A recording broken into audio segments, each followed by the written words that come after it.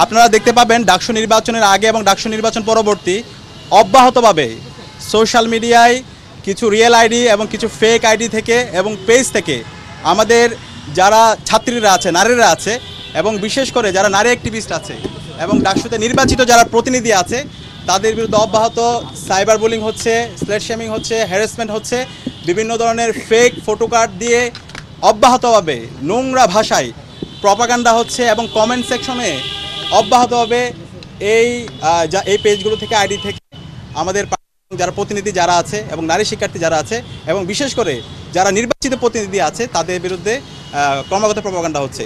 তো আজকে আমরা সাইবার সাপোর্ট ইউনিটে লিখিতভাবে যে সমস্ত পেজগুলো থেকে এবং আইডিগুলো থেকে এই প্রপাগান্ডাগুলো হচ্ছে সেগুলো আমরা লিখিতভাবে দিয়েছি, প্রত্যেকটা লিঙ্ক দিয়েছি।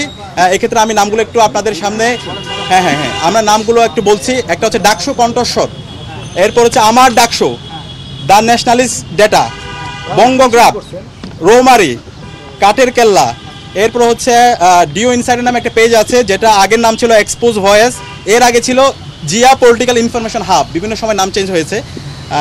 এরপর হচ্ছে এআর কি, বটজিপিটি, এভাবে আরও অনেকগুলো। এরপর হচ্ছে অনেকগুলো রিয়েল আইডি যেগুলো থেকে অব্যাহতভাবে প্রপাগান্ডা হচ্ছে।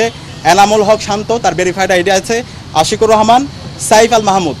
তো আমরা দেখেছি এখানে যতগুলো পেজ বলেছি প্রত্যেকটা পেজ রাজনৈতিক দল, একটা রাজনৈতিক দলের সাথে কানেক্টেড, সেটা হচ্ছে ছাত্র দল এবং বিএনপির বিভিন্ন অ্যাক্টিভিস্টরা এই পেজগুলো চালায়। তো আমরা যখন আমাদের এই লিঙ্কগুলো দিয়েছি, এখানে যারা এক্সপার্ট আছে সাইবার নিয়ে যারা কাজ করে তারা ইতিমধ্যে এটা নিয়ে কাজ করছে, তারা বিআরটিসিকে ব্যবস্থা নেওয়ার জন্য, বিটিআরসিকে ব্যবস্থা নেওয়ার জন্য বলেছে। একই সাথে অ্যাক্টিভিটি লগগুলো তারা দেখছে, ফেসবুকের সাথে অফিসিয়ালি যোগাযোগ করেছে, যে পেজগুলোর কথা বলেছে এগুলো অ্যাডমিন ইতিমধ্যে তারা বের করতে পেরেছে এবং খুব দ্রুতই এই অ্যাডমিনদের বিরুদ্ধে যারা এই স্লেট শেমিং, সাইবার বুলিং এবং হ্যারাসমেন্টের সাথে জড়িত আছে তাদের বিরুদ্ধে তারা ব্যবস্থা নেওয়ার ব্যাপারে তারা আশ্বস্ত করেছেন আমাদেরকে। এবং একই সাথে এই online propaganda, cyber bullying, harassment এটার বিরুদ্ধে যেন শিক্ষার্থীরা নির্বিঘ্ন অভিযোগ দিতে পারে, আমাদের শাহবাগ থানা যেটা আছে সেই শাহবাগ থানায় একটি সাইবার সাপোর্ট সেন্টার খুব দ্রুত স্থাপন করা হবে। শিক্ষার্থীরা সার্বিকভাবে ওইখানে গিয়ে অভিযোগ দিবে এবং আমাদের ডাকসুর পক্ষ থেকে ইতিমধ্যে একটা ডিজিটাল কমপ্লেন বক্স আমরা করেছি, সেই কমপ্লেন বক্সের সহায়তায় আইন ও মানবাধিকার সম্পাদক সার্বিকভাবে এখানে সহযোগিতা করবে। তো আমরা আশা করছি এই যারা স্লেট শেমিং করছে, সাইবার বুলিং করছে, হ্যারাসমেন্ট করছে, মিথ্যা প্রপাগান্ডা করছে, তারা হলো কালপ্রিট। সে যেই দলের হোক, যে রাজনৈতিক দলের হোক। আমরা দেখতে পেয়েছি গতকালকেও আমার বিরুদ্ধে বঙ্গগ্রাফ নামে একটি পেজ থেকে মিথ্যা প্রপাগান্ডা ছড়ানো হয়েছে। তো পরবর্তীতে তারা আবার ক্ষমাও চেয়েছে।